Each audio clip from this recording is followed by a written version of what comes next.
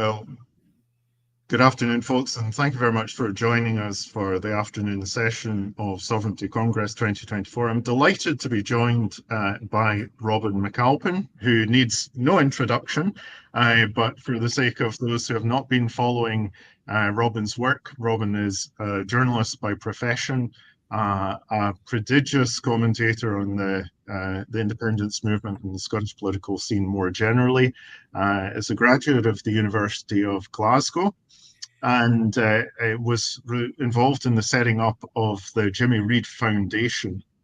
The subsequent roles, he was the head of public affairs and deputy director for Universities Scotland, and in more recent times has been incredibly involved with Commonweal, and I know that this has been an invaluable source of strategic thought, I guess we'd say, for many people within our own party and in the independence movement more generally. So we're very much indebted to you for your output, your intelligence in both senses of the word, and also for the strategic direction that you've offered to our movement. So with that, I'll hand over to you. And I shall respond by saying, I'm a West of Scotland male. Nobody ever taught us how to take compliments. This stuff is always excruciating for me. So thank you for your kind words. Right, okay. What I'm going to do, I've got about 15 minutes. I'm going to talk for about 10. And then if people want to fire questions in for about 5, I think you can fire them into the chat if you're watching online, and I'll respond to as many as I can. So in 10 minutes, I'm not going to solve everything, but what I want to do is give you a quick run over the contents of the book, direction, or the basic argument that's in there. Now, what I want to do throughout this is emphasize in that range of things that I've done in the past. It's not my time with University of Scotland, with Commonweal so much as my time with the University of Scotland. It's my political strategy background, which is what I did there, which I'm really drawing on in this. And what I want to try and do is just very quickly set out the tasks that we've got if we want to achieve independence. Now, to do that, I want to begin by where I've been doing this a lot, which is getting right down to this question: what is it that we're trying to do? Not what we're trying to achieve. We know what we're trying to achieve. We're trying to achieve independence, but what are we actually trying to do? What is it that makes independence happen? So, what I've tried to do is to begin by saying, what's an independent country? What makes you an independent country? And strangely, there's no legal definition of an independent country. There's not a club you can join or a checklist that you can fill in. What really makes you an independent country is when everybody else thinks you are. That's it. If everybody else trades with you, you've got to be able to trade. You've got to be able to control your sovereign territory. But once you can do that, basically it's when everybody else recognises you. If everybody recognises an independent country, you are. And even if nobody's controlled you, even if you're not part of a bigger nation state, even if you were semi-autonomous and the rest of the world didn't recognise you for trading purposes, you wouldn't really be independent. You'd find yourself in the Kosovo position, not part of something else, not really a fully independent country. So it's all about getting international recognition if we want to be able to operate. And what I want to emphasise, what does that mean? International recognition. Well, there's really one proxy for that. And the basic proxy for international recognition is that you're a member of the United Nations. And becoming a member of the United Nations, what you need is 60% of the General Assembly of the United Nations voting for you to come in. Now, there are basically 2 ways that you can get access to there's basically 2 ways you can get 60% of the population of the General Assembly to support you. One of those is total territorial dominance. So if you've got complete control over the territory of your nation, facts on the ground, you'll generally be considered to be, okay, fair enough, that's an independent country. That's not an option for us. The second way to get easy access, to smooth access, is to have some form of recognition agreement from the nation from which you are seceding. Now, that is by far our best option. Or by far our best option is to present a recognition agreement to say that the UK is now content to allow us to go. Now, we'll come on to objections in a second, because I'm sure there'll be plenty about whether they will do that. But what I want to then do is say, okay, so let's take a step back. what do we do to get a recognition agreement? And if you focus on that, what you realise is that our entire strategy is about dragging the UK to the negotiating table one way or the other. Now, I know some of you will be quite keen on exploring the legal route into this. And I've got to say, I'm very sceptical. I do not believe that the United Nations or any international legal body will resolve this for us unless we get into some sort of impasse which is viewed as being a major injustice by the international community. And what I'm going to say is that to get any of this, any of it, to get into a position where we can take a legal case if such a thing can be done, or where we can drag the UK to the negotiating table, or where we can make any other approach, there is a rule before that, which is it will not work if we do not have the settled will of the Scottish population. So for those of you who think that a legal route might be possible, and I'm all for exploring this, but ask yourself this: who's going to stand up in the United Nations and make the case that Scotland should be independent on the basis of 47% support by its population? So what they would be saying is, we want to take Scotland out of the UK against the will of its own population. That's not going to happen. So what we need to do is get to a point, get to a position where we've demonstrated a settled will. That's the only thing in a democracy, which gives you the leverage to do what we need to do here, is the sense that there is a democratic will among the people of Scotland for Scottish independence. Now, if you get down to that point, it focuses us. I know I'm like a broken record. I know I've been saying this literally since the 19th of September 2014. But whatever way we go to independence, we will need to be in a dominant position of support among the Scottish public if we are going to nail it. It won't work otherwise. So one of the things that people keep saying to me a lot is, yes, but the UK government won't engage with us because they are going to obstruct them. To which I want to reply, hold on a minute. Of course they're not going to engage with us if we're sitting at below 50% or just marginally over. Would you give us it? So we haven't put them in a position where they're under any pressure. Now, if they are under pressure, if we are in a position we are putting them under pressure and they're still stonewalling, there's a wide range of things that we can do. But we cannot do it from 47%. We cannot run civil disobedience or civic lobbying campaigns or any of the things that you might do to break the will of the British state. We can't do it from 47%. We've got to be in a position of strength and dominance. And that's why I've been saying all the way through, we need to get to 60% to be able to trigger whatever it is that moves us next. Now, when I say that I'm not convinced by the case for a legal access to becoming independence, I'm not against using these things as a trigger. And this is the key thing. What we need to do is trigger the action that makes Scotland become independent. And the problem is that we've been worrying about the trigger before we've done the hard work of getting to the point of a trigger. So a referendum is a trigger. Declaring UDI is a trigger, a dangerous trigger, but you can declare it. As I keep pointing out, we're not paying enough attention to the old trusted method of picking up the phone and saying we're sitting at 60% in the polls, it's time to call it a day, come and negotiate. That's how it usually happens. Most countries don't have referendums to become independent. I don't care what it is. These are all the triggers. I've got more mention in the book. I've got a specific solid proposal, which I'll not get time to talk about here. But there are lots of ways that we can trigger the end stage, the point at which we take our dominance and we deliver it. We turn it into pressure and we turn it into success. But we've got to get to the dominant position. So what that means is we need to talk to a target audience. And I can't emphasize this enough. It isn't unionists. It's got nothing to do with the unionists. Just forget them. Leave them. About 30% of the Scottish population is fundamentally unionist. They believe in the union as strongly as the 30% who are fundamentally nationalist. So those of us who describe ourselves as fundamentally national, we believe in Scottish independence fundamentally. We're not going to change your mind. They're not going to change your mind.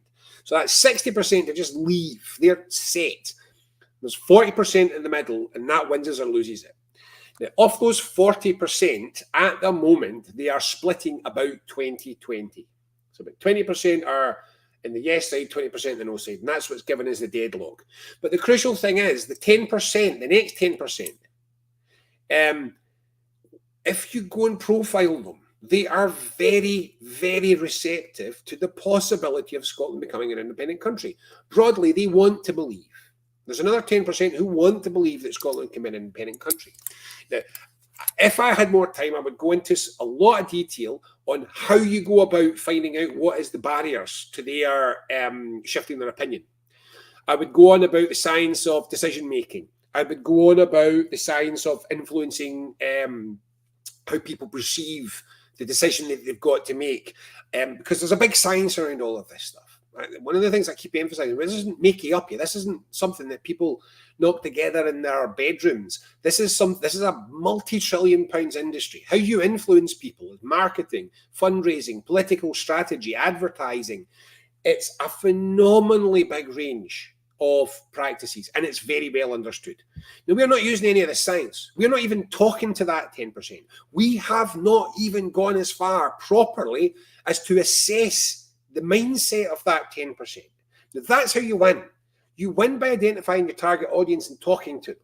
And until we do that, we're not going to shift them. You cannot broadcast over the television from a long distance and hope that people will just change their mind. You've got to engage. We've got to find out what their barriers are.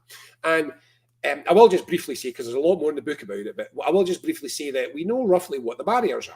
So we did focus group work and polling work on this in 2017 to find out what had been the reason for various voting patterns in the referendum.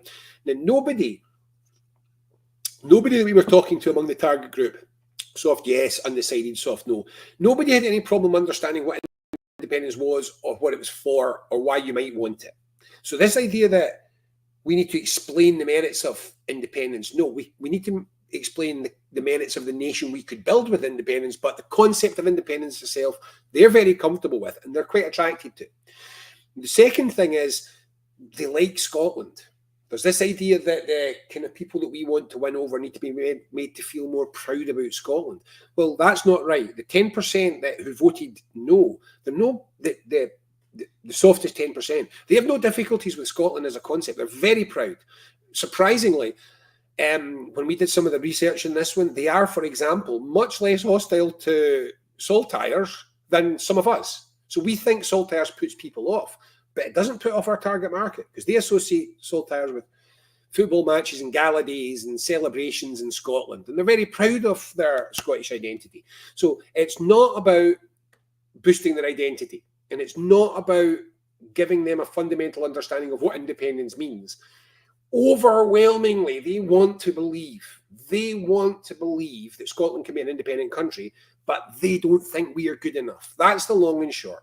They don't think that we've done the work to deliver the Scotland that we say we want to deliver. And that's their barrier. So it's not about pictures of windmills, wind turbines on leaflets.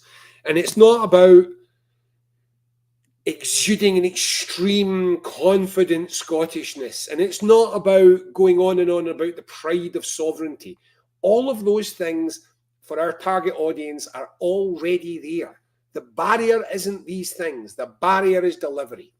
So in the remainder of the book, I explain how we take those barriers down, how we then engage directly with our target audience, bypassing the media, bypassing politics, engage directly with them to talk to them and explain to them that we've done the work that they were asking us to do, and to over a couple of years go through a process of gradually moving that audience over towards us. Now, if we do that, I'm firmly of the view it takes us about a year to set it up. It would take about 3 years to do it, and I think at that point we would be in a very good chance of hitting 60%. And over the course of the following year, we can use that to really exert the pressure and really position Westminster in a situation where the game's up. And that is what we need to do. Now, we've not done this. That's the overwhelming message. We've been yapping about the trigger stage.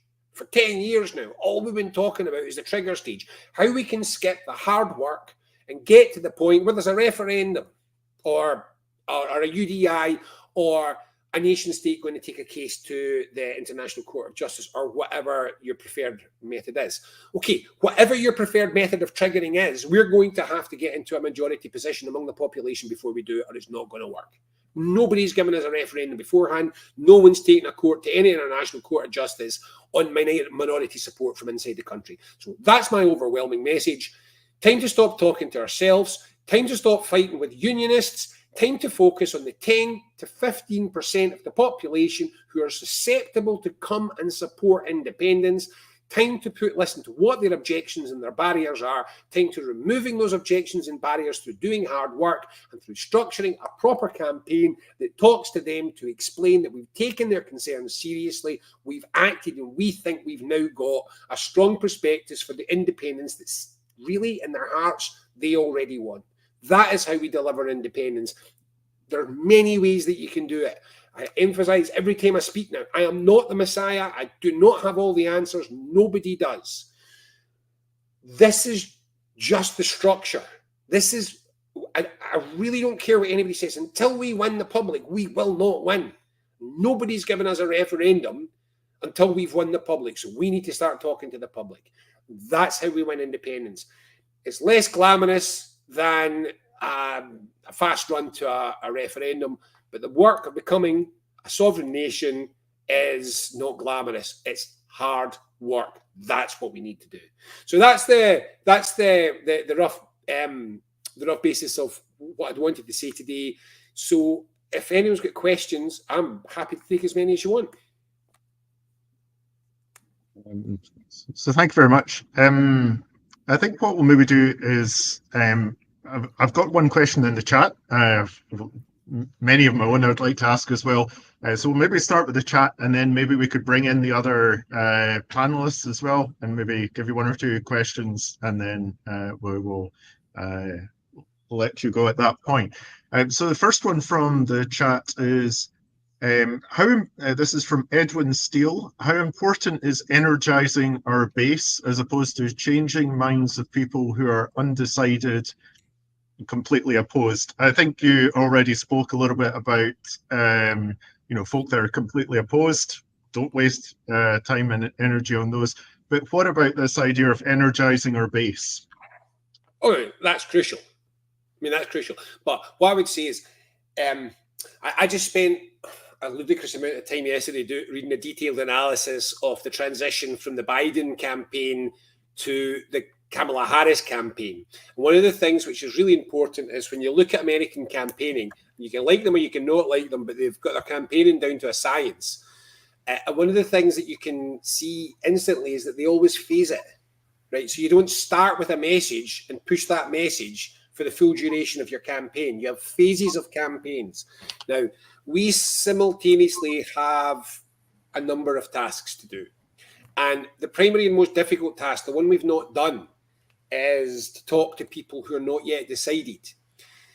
We cannot win this if we don't turn out the base. And very particularly, we cannot win if we are not working to energize low participation neighborhoods. So when I say base here, I don't mean folk that go in all under one banner marches.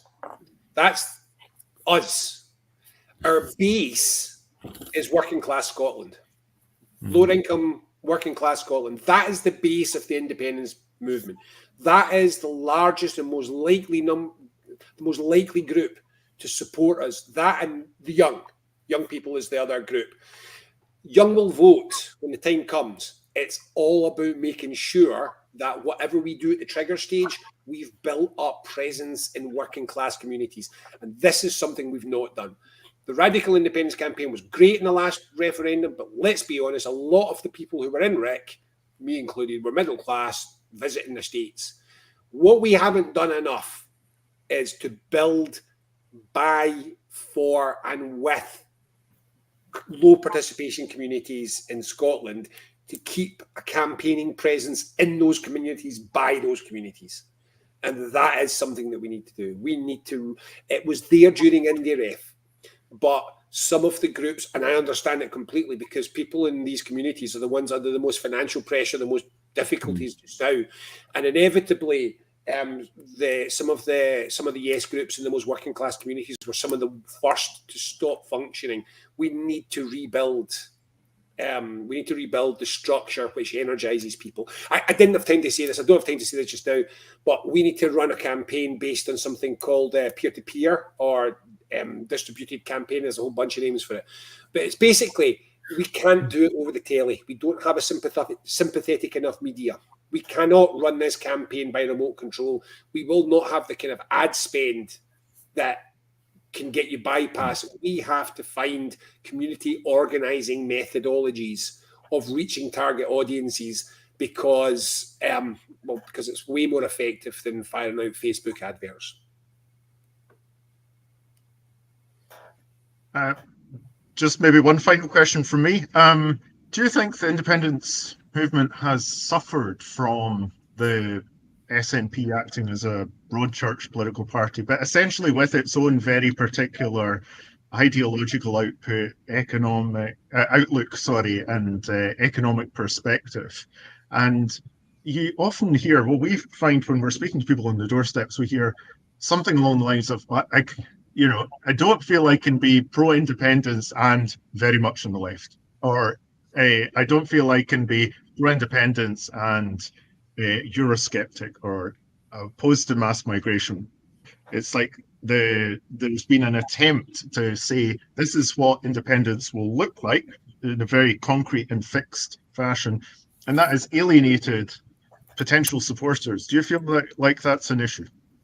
Yeah, I feel it. When the Growth Commission came out, I went out for a walk and I said, right, well, that's fine. This is never going to happen because I didn't believe there was going to be a referendum, and I didn't believe even if there was that this would win, as a prospectus. But I went out for a walk, a long walk, and I concluded to myself that if this is what happens, I didn't believe we were going to do it. But if there was a sudden push to a referendum, my focus wasn't going to be in the referendum. My focus was going to be making sure that that did not happen after the referendum.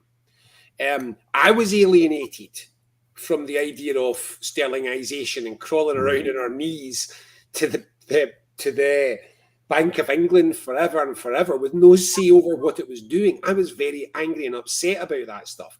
Now, here's the basic model that I've emphasized. We have a number of different things that are going on. It's a big issue, this. This is not a very, very simple yes, no question for people. The end question is yes, no, but the decisions, the factors that people make in that decision are quite complicated. And what I try to emphasize is the difference between the information which helps them understand and feel confident about the transition and the information which helps them to envisage the I'm about to wave a book at you, but I can't find it. To envisage the world afterwards. So, for example, when we did How to Start a New Country with Commonweal, the number one rule was that the setup of a country must work for everybody, right? Everybody. So, as long as you're within an acceptable spectrum of national politics, whether you're hard right or far left, the democratic system has to work for you. And if you elect a government that's Tory or you elect a government that's Corbynite, whichever, if you've not built the state properly, if you built the state properly, it will serve all of those people equally. And that bit is the transition. That's about how you build a country that serves everybody. That is the bit which the 10% are most sceptical about. They don't think we've got our transition plans worked out. There's another bit afterwards, which is, okay, then you've become independent. What are you going to do? Now, that's about motivating. That's about motivating people. That's about saying there's a reason we're doing this. And there's a reason we're doing this, and it's a reason that enables us to make Scotland more like this. What we gain from there is plurality. We gain from multiple visions of the after. One vision of the getting there, multiple visions of the after. So if we've got a strong and united view on the basics of how you set up a new country, and we can explain that clearly and cogently to the public, that deals with the confidence problem. But the motivation problem then has to say, and here's what we could do.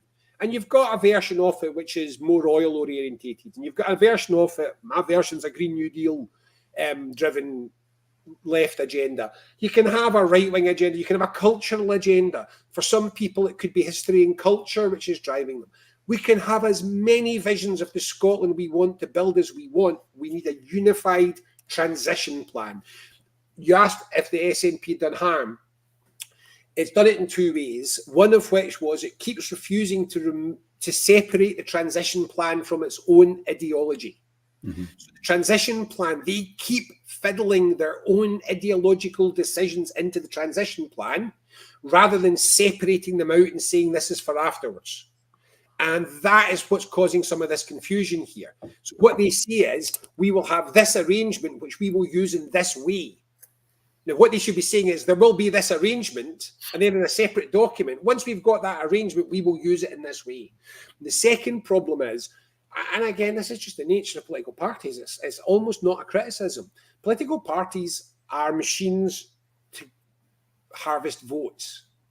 And the votes were in keeping independence close to boost domestic politics, not to promote independence. And that was part of the problem. They kept control so tightly because it was like a life raft when they were having difficulties with their domestic agenda. And so what they've tried to do is project a version of a one-party independence. This was good for them in a particular spell for electoral purposes, but it's bad for the cause of independence. So I can only keep repeating, it's not a stronger SNP. Well, okay, no, it's a stronger SNP we need, but it's not so much a stronger SNP, it's the weakness of Labour for Independence. It's the lack of a Conservatives for Independence. It's the lack of it's the abeyance of the Radical Independence campaign. It's the kind of weak vision that the Greens put out for what an independent Scotland could be. Those are the things which are missing. So I'm all for Andrew Wilson arguing for a neoliberal future for Scotland with a policy programme. Knock yourself out. Nobody will vote for it, but knock yourself out. It's a positive thing that it exists, but it needs to be separate from the question of how we start the country. And that's where the big error has been made. Start honest. If any of you have seen the wonderful, wonderful, wonderful TV series Deadwood, which is it's a parable for the emergence of American capitalism set in a Wild West town. It's one of the greatest television programs ever made. Cancelled before it was finished, the barbarians. And in the second episode, the town of Deadwood becomes an independent self-governing state. Part of an independent, as the Wild West is being tamed. And the guy that's done most of this is actually a crook. He's a local gangster. Has been one of the key people in getting this kind of autonomy. And when they start to go, there's a chance for him to rig something. And what he says is, this must be born honest. That's the gangster. The gangster recognized that if they were going to be an independent state with a future, it has to be born honest. And he's a gangster. So my question is, how gangster does the SNP have to be to not recognise that every state must be born honest? We've got all the time in the world to be corrupt later, like everybody else, but be born honest and let yourself be seen to be born honest if you want to inspire the population to believe in you and follow you. Robin McAlpine, thank you very much. If there's, I don't know if anyone wants to jump in quickly, add a quick comment, or we'll let. Sorry, Councillor Doig. Thanks, David. And I'd like to say, I do agree with the general thrust of what Robin has said. I'm getting to the point myself, I think, where I believe that the SNP, despite the sincerity of the thousands of people in it, and a lot of them are still friends, I'm beginning to believe that because of this small tent, that the SNP like to project themselves as a big tent for independence, but actually it's a very small tent because of the ideological restrictions that Robin has quite rightly outlined, that you're also aware of, David, and the Sovereignty Party. They put so many preconditions round about their vision. People think that that's how independence will be. And that puts off the third of nationalist voters that voted, to leave the EU. There's a whole host of issues there. But most worryingly of all, I think what it does do, this 10% that Robin has correctly identified, the soft no voters, it makes them think, and many people think, that when you want independence, what you want is a perpetual SNP-controlled Scotland. So it's really at the stage where I think the SNP is becoming an active liability. It's not an asset any longer. Because in relation to devolution, what started out as a sensible gradualist strategy around about 2007, it's now became a situation where, in trying to project the Scottish government as a proper government, it can't deliver because it doesn't have the full powers to deliver economically. So therefore, there'll be natural disillusionment and disappointment. And I think that transfers over to what people then think about independence. So I think, the salmon strategy was fair enough, and I supported it in its day. But I think it's really run itself aground now. And I also think even the word independence has become tainted. I really prefer other words now, like liberation, freedom. I like freedom because people say, well, what do you mean? I say, well, I mean economic freedom as well as political freedom. Political freedom isn't worth a toss unless you've got economic freedom. It means freedom in the round, the freedom to have different views. So I like the word freedom. I like the word liberation. I like different words. I feel the whole, even independence, David, is tainted. Can I just, for those that don't know that are watching, I haven't fed my kids. They're out there starving. I've got to go. That's why I've got to leave. We won't let you go. But I was just going to say two last things in the response to that. Actually, Andy, one of the things that was really interesting, remember I was saying that our target group are much more sympathetic to saltires than we think they are. Really positive about the word independence. They're really positive, aren't they? They rate it very positively. They understand what it means more than they understand what freedom means or analogies. I'm telling you, they're not worried about the concept of independence. They're worried about the delivery. And a second thing, just to leave you with, 1 in 5 Reform voters are pro-independence. Do we want them or do we not? About the same. About 1 in 10 Tory voters are pro-independence. Do we want them or do we not? Yeah. And if your answer's not, then you're off your head. We need everybody. Of course we do. The core of there will be a core message, and it will be a progressive centre left positive message, because that's by far the consensus majority in Scotland. But we've got to keep space for people who are not like us, because a nation state will always have someone in it who is not like you. We are building a nation state for them too, and we need their help to build a nation state. So never forget, the people you don't like sometimes want the same things as you, and sometimes you've got to work with them to get there. Right? That's it. I am Brew. Thank you very much. Thanks, Robin.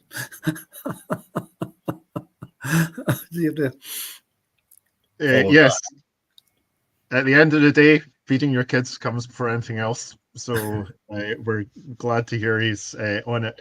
I'd just like to thank our 3 panelists. We're going to transition now into our independent strategy panel. The panel will last about an hour with a little bit run over on the talk. So we'll see how we go, but this panel will last roughly about 50 minutes or so. And it's an honor for me to be able to introduce our 3 panelists today. First of all, just to say who I am. I'm David McCutcheon. I'm the leader of Sovereignty. We are Scotland's, if we're known for anything, we're known as Scotland's double out party. So we stand for full Scottish independence from both the UK and the EU. We have with us Councillor Andy Doig, who has been politically active in Scotland for longer than I've been alive, for 45 years. Was a left-wing rebel in the SNP back in the day, went on to become the Assistant National Secretary of the party in the 1990s, was an SNP parliamentary candidate in the 80s through to the early 2000s, and currently is an independent councillor on Renfrewshire Council. and had, from what I read here, the highest first preference vote in the country in 2022. So no, it was only in the county, not the country, David. Oh, in the county.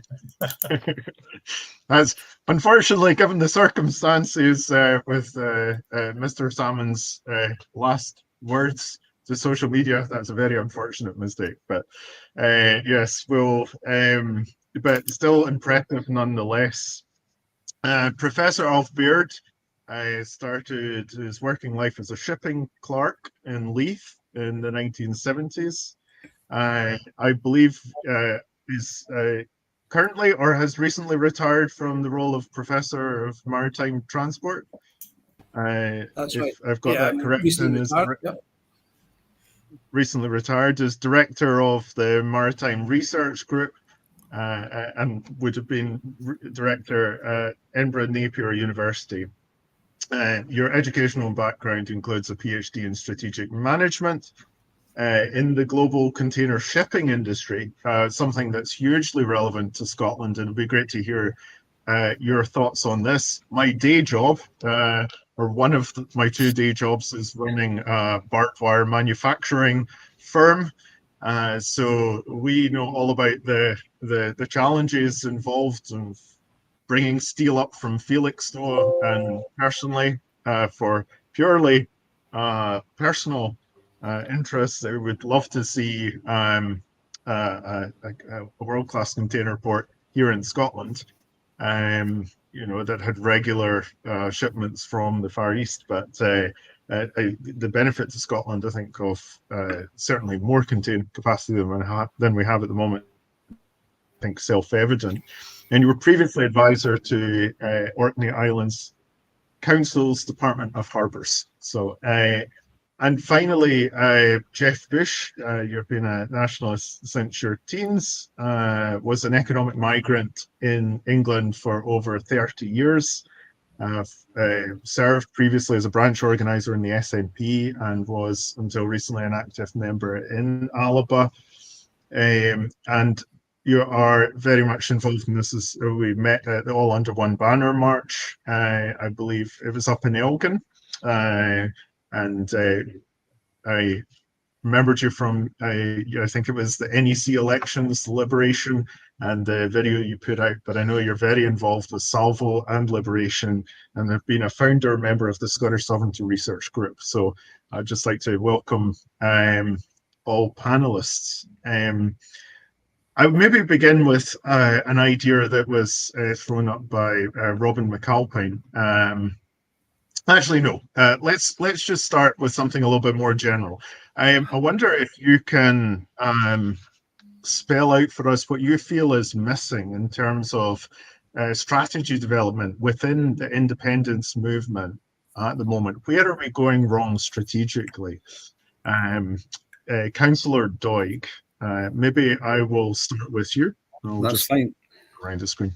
I think there has to be 3 strands, David, to what we're doing, and I agree with the thrust of what Robin said. We have to have a multi-strand campaign. We obviously need to have an electoral campaign. Now, I think Geoff has shared with me a very good discussion paper. I'll leave that to him. He has some ideas about how the electoral campaign in 2026 might be configured in a way that maintains the integrity of all pro-independence parties, but could get us to work together. So I'll leave that to Geoff. There has to be a street campaign. I don't just mean by that all under one banner. There has to be active campaigns that outreach into the community. Now, I will share. I'm not a member of any party now, David, but I'm a good friend with Colette Walker, who is the leader of the ISP. Now, the ISP have did some exceptionally good work on the issue of free ports, to the extent that they've had meetings in Edinburgh and they've shared public platforms with the trade unions. Now, that's a very good example, I think, of what we need to do in street campaigns. We need to maybe focus on individual issues that we think are important to sovereignty, important for Scotland. And in their case, I'll use the free ports as an example. It's an infringement of workers' rights on the one hand, but it's also an infringement of Scottish sovereignty, in the sense that Scots law is kind of doesn't run in these free ports. So for both nationalists and people who are trade unionists, there's some very, very key issues there. So the ISB have did well in that regard. So these are the kind of street campaigns we need to be involved in. And I think there has to, of course, be an international campaign. And I'm a member of Salvo as well. And I think Salvo have did some very good work in relation to things like the UN's Covenant on Civil and Political Rights, which is an international treaty that the UK signed in 1976. So there's issues like that we need to focus on. One key issue I'll just finish on, and I've thought a lot about this lately, we need to, as well as international support, we need to have much more cooperation and discussion between Scottish and Welsh nationalists and Democratic Irish Republicans about how we see our own relationship between each other and how do we think that relationship, especially economically, would be in relation to England. Now, I raise this because I think, obviously the context in each of the three countries is very different, but it's not just the fact that we're trying to all wrestle control from Westminster. I think if we were able to say to our respective populations, we have a plan, and actually I've came up with a phrase, and it maybe would appeal to the soft 10% of no voters, vote yes for a new union, because really what we're selling here is, if you think about the Nordic Council, where you've got the Scandinavian countries, they've got any issues they want to solve, they sit around the table at the Nordic Council as equals. Well, the only good thing Tony Blair did, well, maybe one, he did set up the British-Irish Council, which I think was a positive forum for discussion. Let's go post-independence, let's change that to the English-Celtic Council. And you had, England, Scotland, Ireland, Northern Ireland, whatever, including the Republic of Ireland, sitting around this council to sort of ideas. I think that's a way to sell it to unionists and say, look, we want complete equality with England. We're not going to sail off in some sort of isolationist dwam into the sea. We'll still be here. We'll still be connected. So I think we'll have to talk to each other in the Celtic countries about how does our vision relate to each other and how does our collective vision relate to England. And I think that's a way to open a discussion with this soft no voters to say, look, we have did the hard work. And, I quite like the slogan, yes, for a union of equals, because we're talking about countries sitting around the table. We'll still be there to solve problems, but we'll be there as an equal partner, not as a subservient partner. So, Geoff, if I can turn to you next, I'll maybe just at this point look to pick up on something that Robin was saying about the importance of separating transition and having a transition plan from having separate visions for an independent Scotland that might appeal to different groups or different folks with different perspectives. How do you think that common, if you accept that analysis, how do you think that common view of what transition to independence would look like can be achieved? Well, I think there's no doubt at all that we need to create a vision of an independent Scotland that is an inclusive vision. We have different. We're not on the day of independence going to ask everybody who disagrees with us to bugger off somewhere else, to emigrate or anything like that. They're Scots as well. But I think that we need to create a vision of Andy mentioned 3 strands. I've actually written down 5 strands, and I'm extremely worried about the unfortunate electoral cycle getting in the way of Robin's vision, because I agree pretty much with a lot of things that Robin's been saying. But I think in order to create a vision of a fair, equal Scotland post-independence, we need to have a way of establishing, this is about not frightening people off. We need to have a way of establishing competence. And I think we've over the last 10 years, we've failed extremely badly to continue what was probably, there was a vision of competence within the Salmond years as First Minister. Things were getting done effectively. It was almost possible to demonstrate that the way that the Scottish government was run was actually better in many ways than the abilities of the Westminster government, certainly better for Scotland. And that has either deliberately or as a result of incompetence, that comparative advantage, if you like, has completely eroded to and the media are culpable in this as well, because things are probably not as bad as they seem. But at the same time, if you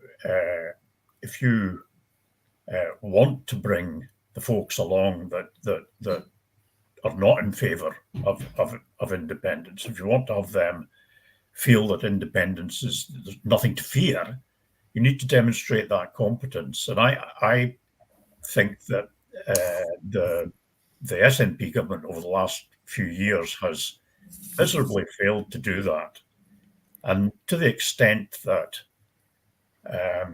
I think that we can't rely on the Scottish government to demonstrate that competence. I think what we need to do is do the same sort of thing in many other sectors as the currency group have done. They've pretty much demonstrated that a Scottish currency, an independent Scottish currency, is the way to go as soon as possible after we are independent. Now it's that sort of quiet competence, and that within the currency area that needs to be replicated in all sorts of other areas. I was having a read of the sovereignty manifesto just to get myself properly up to speed with your party, and things like defence policy, how will that will work, fisheries protection, strategic infrastructure. We've done nothing on those for the past 10 years, and we need to address that. And I don't think that we can expect the government or political parties to do it. I think it needs to be done by the movement. We need to repossess proper preparations for independence, to repossess that from the government. They're not going to do it, and that in itself, the building of competence on the vision of competence is something that people will, it will stop people being frightened of independence. And so you could talk about 10 or a dozen areas. So you think about the health service, you think about social care, as I said, defence, currency, pensions, borders.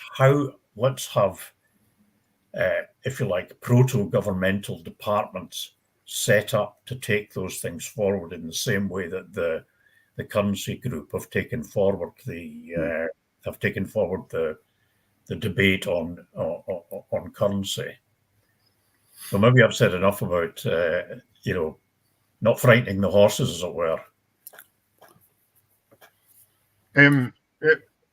So if I could bring in Professor Baird at this point, maybe just linking into something that Councillor Doig was mentioning, how do you feel the free ports issue? I mean, it's something that, as a sovereigntist, I would be fundamentally opposed to. I don't see any benefit. But how do you feel like that issue at the moment is playing into questions around about independence for voters that are, or for potential supporters of independence that are on the fence?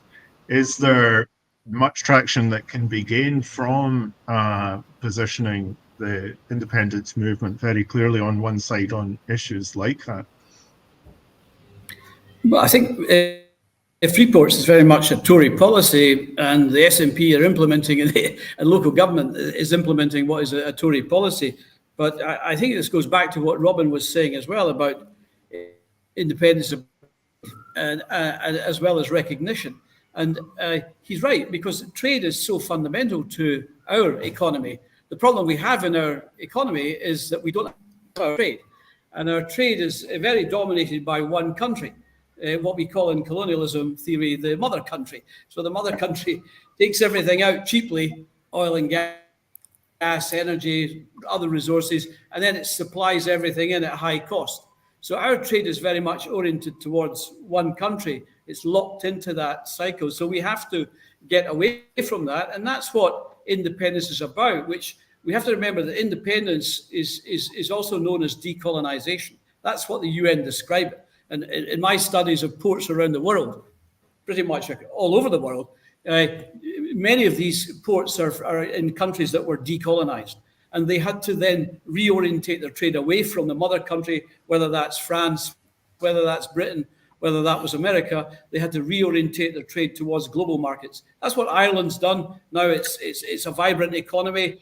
The other aspect here is our GDP per capita is about less than half most North European countries, the leading North European countries. So we've been made, the Union is actually making Scotland the poorest country in Northwest Europe.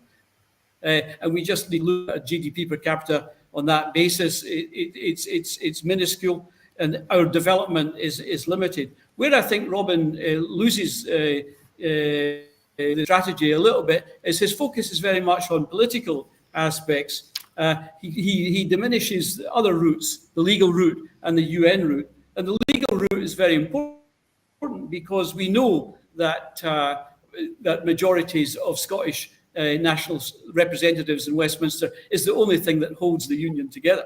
That the treaty tells us that the treaty obligations require that Scotland is represented in Westminster. If Scotland is no longer represented in Westminster, then the Union, the Westminster legislature cannot legislate for Scotland. That's not been tested. The three majorities that the SNP were given at Westminster were never used.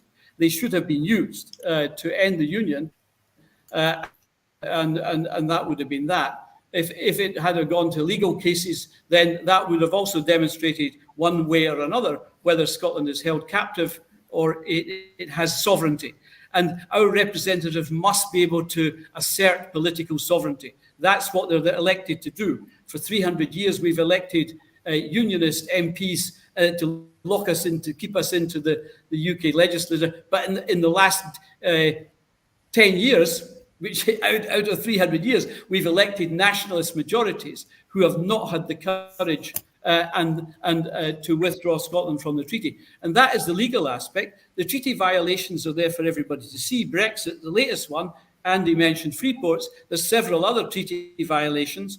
The use of Scotland's territory for uses that do not conform to what we regard as the common good, which is a part of the claim of right as a condition of the treaty. So there's all sorts of violations. A nationalist Scottish government should have, at the very least, have tested the treaty violations and brought the treaty alliance agreement to an end through that mechanism. The other option is through the UN, which could have been done simultaneously.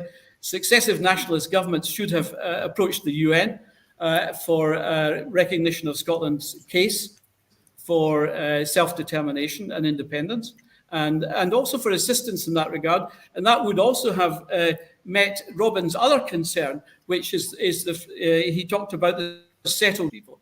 What we have imposed on Scotland is an irregular local government franchise for Holyrood elections and also for the referendum. Now, that irregular local government franchise includes everybody. who's moved here recently, anybody who can afford a residence or an address in Scotland. And that is completely irregular in terms of national self-determination across the world. And had we used the New Caledonia franchise that the UN sanctioned, obviously, for New Caledonia, it would have knocked out between 15 and 20% of the no votes. Scotland would already be independent with a UN-determined franchise for national elections or for referendum. So where the Scottish Government has failed is on these two key issues, is the legal aspects of the right of the elected majority of representatives of Scotland to withdraw Scotland from the treaty. The other aspect there is the treaty violations have never been tested in a Scottish court, never mind an international. What are Scottish courts there for if they're not to test violations to treaties? So these things have not been done. The Scottish Government has not been a nationalist government, a devolutionist government. It's been a unionist government, essentially. In fact, I and others have described it as a colonial administration. It's not tested the union as it should have done. It's not represented the people. The people have already voted for independence several times, 6 national majorities, and also the questionable 2014 referendum based on the irregular franchise. So I think fundamentally where Robin is falling down is the fact that he forgets, he is looking at this from a political angle. He's a political independence is actually defined in post-colonial literature as a cultural emotion. It's a cultural emotion. It's largely based on identity, national consciousness, these factors that come into play, as I mentioned and investigated in my book, Dunhodden. Yeah, and just building on that, just maybe connecting perhaps with the idea of emotion. I think the two aspects that Robin separates out could perhaps be they're more closely connected than we think. So if we're thinking about what it would take to get from 50 to 60 to 70% support for independence, one of that. Well, like I said, use a UN sanctioned franchise, Scotland would be over the line. Yes. But one of the, well, I certainly agree. I don't know, there's not going to be, as far as I can see, a second referendum on independence. Well, a referendum is not necessary for independence. Exactly. Legal advice has already told us that. That's why the other option is for the majority of Scotland's MPs to tell Westminster that they're no longer playing ball there and the treaty is over. The treaty arrangement has been violated. So it's a worthless, bank corrupt treaty. It should be ended. And sovereignty is very much on board with that. We spoke all under one banner, specifically about UDI. I don't necessarily know it's the most helpful. I think the fundamental point where Robin misses is that if our role really is to inform the people of what independence means. And in the research I did post-referendum, which took several years to create the book, showed that the people have never been told what the real condition is. If we understand independence as being decolonization, then we have to then look at the colonial society that we exist within. And there is a psychology related to that. The psychology related to that is very deep and ingrained in a people, the colonial mindset. And this also involves internalized racism, where people regard themselves as inferior.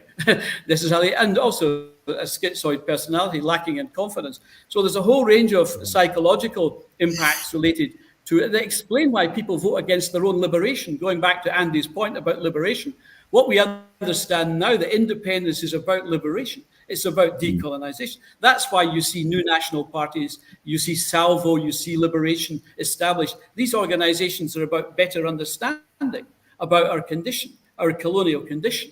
And the only remedy for the colonial condition is decolonization and liberation. But that's not just political. That's also economic and cultural and psychological. So we have to regard all of this. Ireland is still working on the cultural and psychological decolonizations. It's now getting grips with the economic decolonization. It got to grips with the political decolonization in 1922.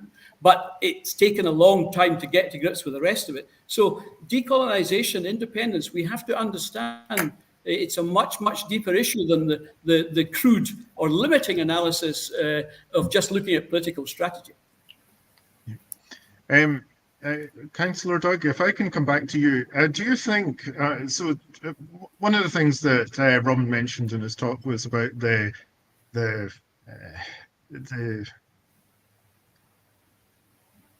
role that Scotland's working classes are likely to play in getting independence over the line. How do you think that you could see, do you agree with that analysis, and how do you see that playing out? Do you think that that's something that just a lot more attention should be given to, perhaps? I think I do agree with that analysis. I've agreed with it since I was 17, and I joined the SNP in 1979, and a year later I joined the SNP's 79 group, whose whole analysis was based on the fact, and if you looked at the votes for devolution in the 1979 devolution referendum, it was the strongest votes were in working class areas in the country. So I think, I've always believed that that's not to, I'm a nationalist. I believe in liberation for Scotland first and foremost, and I do believe in a broad tent approach. But I think, as a member of Salvo, and I've read Alf Baird's excellent book, Doon Hodden, in one part of the book, I think Professor Baird says that in cultural terms, he said that in terms of the Scots and Gaelic language, he said that the working class are the repository, or the guardians, I think, of Scotland's culture now, because, and sadly, the middle classes and the Scottish elite have been so anglicised over the years. That's really affected their own sense of national consciousness, I think. So I would agree with Robin's analysis, but not to then fall into the mistake, I think. There's two things. I think the broad tent approach of the SNP, I think, lacks focus now. And in fact, as I said earlier, it's a very, very narrow, prescriptive kind of independence they want. They want a very neoliberal Scotland. I know they couch themselves as a social democratic party, but look at the Growth Commission. Their vision is very, very neoliberal. To the far left, you've still got you've got the Scottish Socialist Party. And while I think it would be good to have a few SSP MSPs in the Parliament, I don't agree with a Marxist analysis either. I think in the middle of that, you've got a vision where you can see that the working class form a large base of Scottish society, but working together with other nationalists of other social backgrounds, we can all move forward together. I think that the area, certainly the sector of the population, one of the sectors we need to focus on is working class Scotland, because we need to get them engaged, we need to get them out to vote. They've got the least to lose from change. Independence is about change, and that's what scared off so many of the middle class Scots in 2014. A lot of the working class voters have got nothing to lose, and they know that intrinsically themselves. That's why a lot of them were so receptive and open. So we need to have a kind of a national strategy that's aimed at mobilising them in alliance with Scots of all backgrounds to take the cause forward.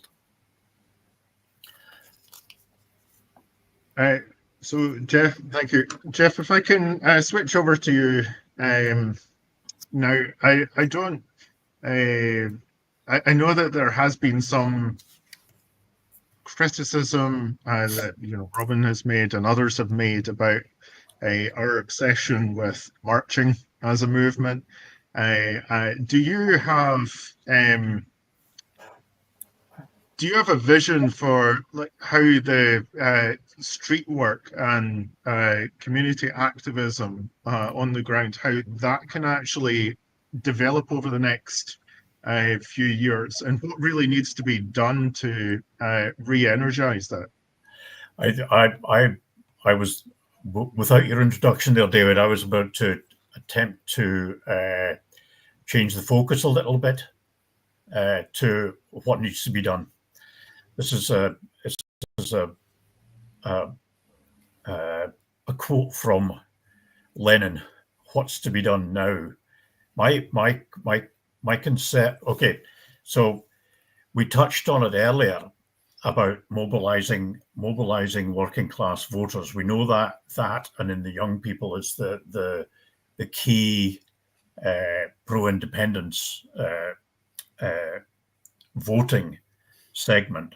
But one of the problems that we've now got is that the great work done back in the referendum on voter registration has eroded. So we have, guess which areas of our population are the lowest registered in terms of voter registration, and that is the hesitate to say, but disenfranchised working class.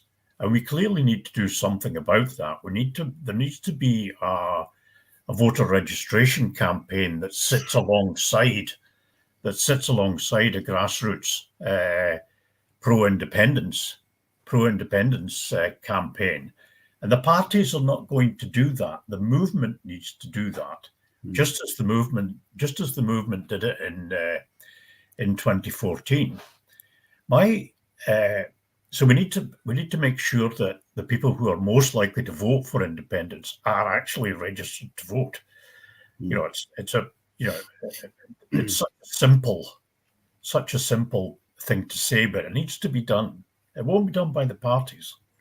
I think my other serious concern right now is that I take all of Robin's points about building towards 60% and all the rest of it, but we can't do that. We can't do that between now and 2026. We need to have a bit of a strategy for 2026, because my nightmare scenario is you've got a pro-unionist. Well, maybe you've already got a pro-union Scottish government. Arguably, you have. I mean, I think they've pretty much demonstrated that they're pro-union. But the last thing you want is an official pro-union administration in Holyrood. And then where do we go with the campaign? The campaign needs to be grassroots. It needs to be done by the movement. How do you do that at the same time as there's a pro-union official pro-union majority in Holyrood? We know that, and I feel we need to do something radical about that, because I think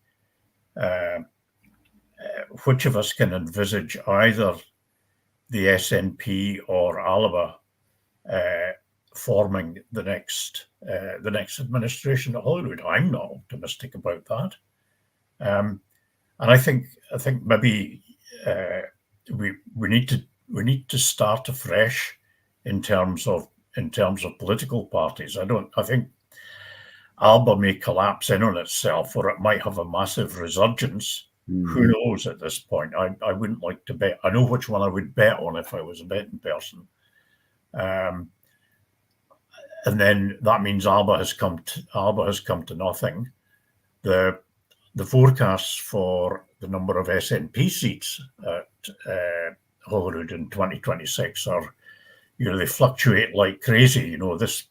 This week they're looking like forming a majority. Last week they were, my own forecast is they'll be in a minority. So what do we do about that? And I don't know if you want me to go on into the idea of establishing, parties like Sovereignty playing a regional game in getting pro-independence MSPs voted into Holyrood. But I think if the smaller parties, and they will be forthcoming as well as Sovereignty, focus their efforts on a single region, that gives them the best chance, rather than diluting efforts over a wide region.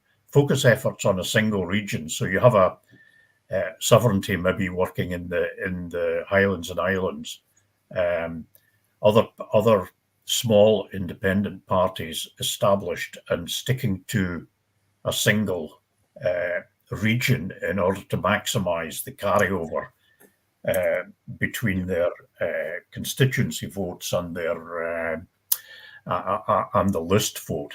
So at least get one MSP vote. You know, each small party get one MSP elected in a by focusing efforts on a particular region.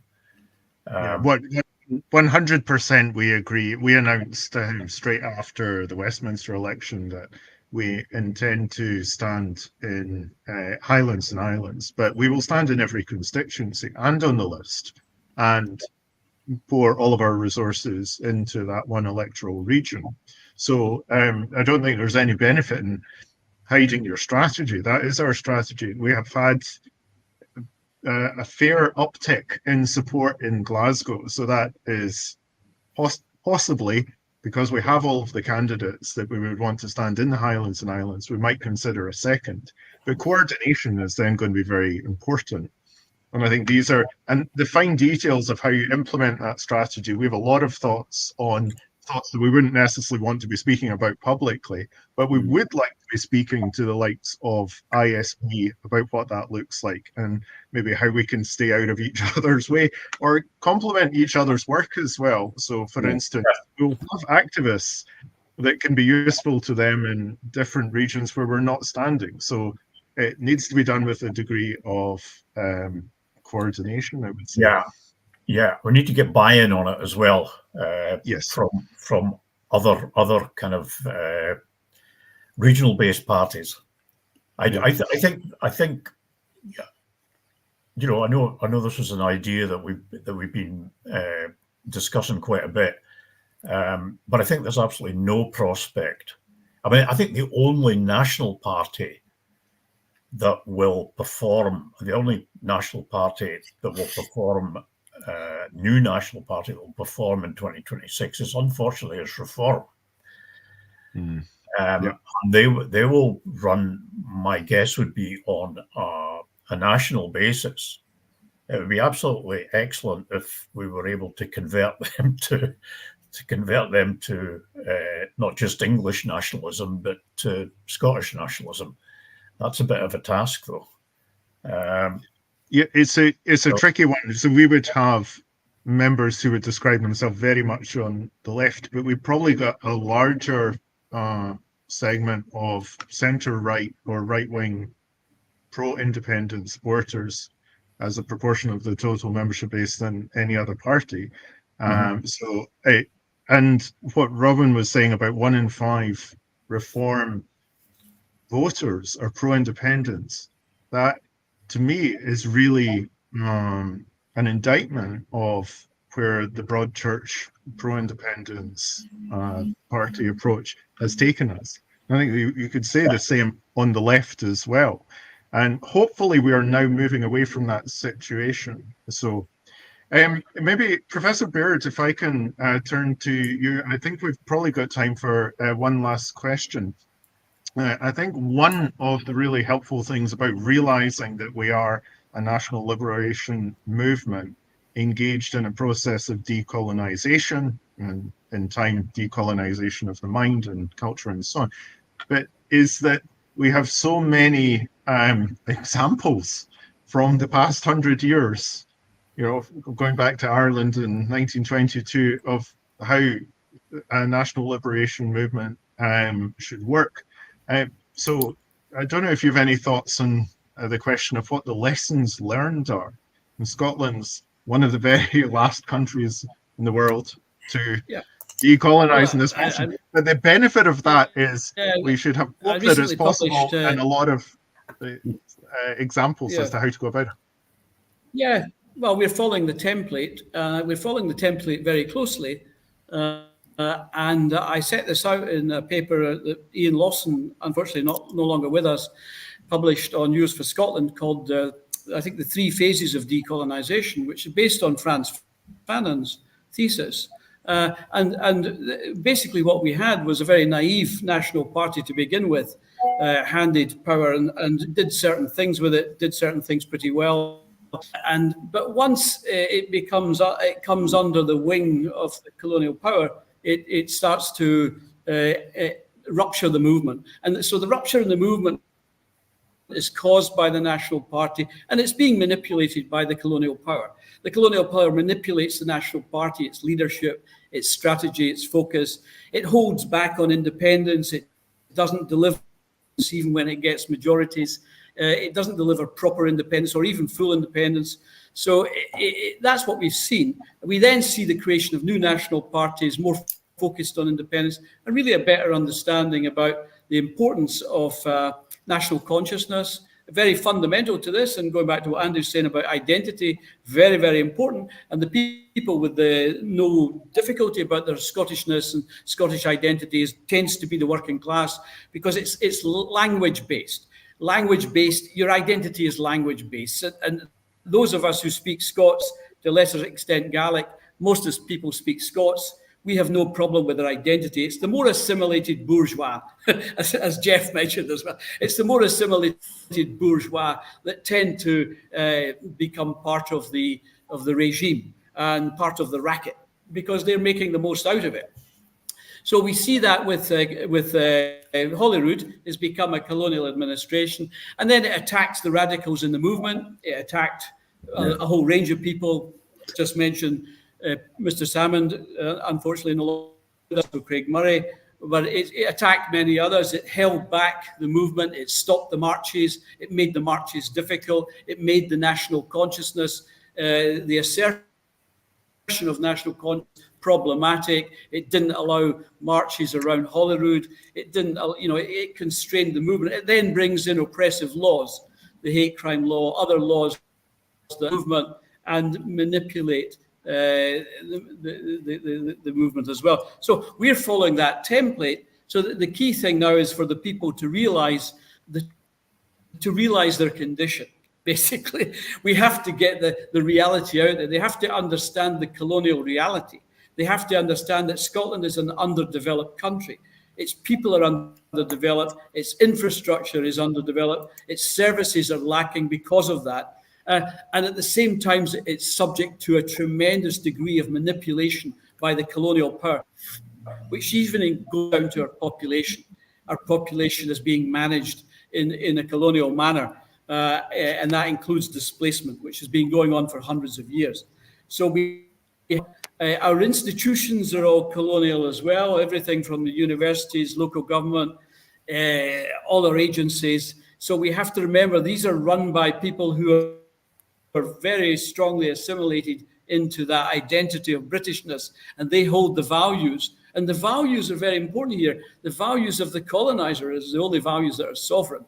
And that here includes the monarchy, the union, the one nation Britain, all of these values that we see, and the English language is fundamental in that as well, because all these values linguistically. So we won't see a Scots Language Act very soon. We see a divide and rule policy with the Gaelic Language Act, however. But these are beside the point.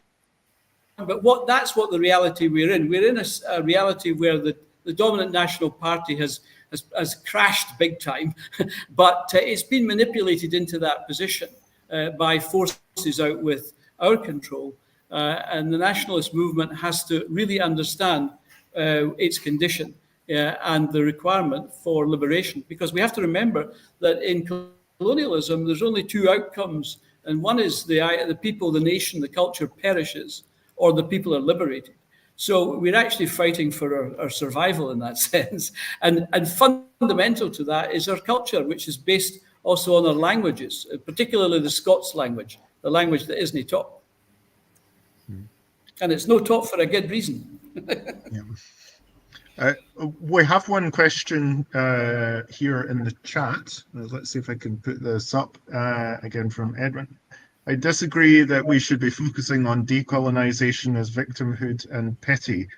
We ought to look at independence from the perspective of strength and claiming the birthright that is already ours. I don't know if anyone would want to comment on that. I would just add quickly that one of the big problems with colonialism is that the more assimilated groups deny colonialism.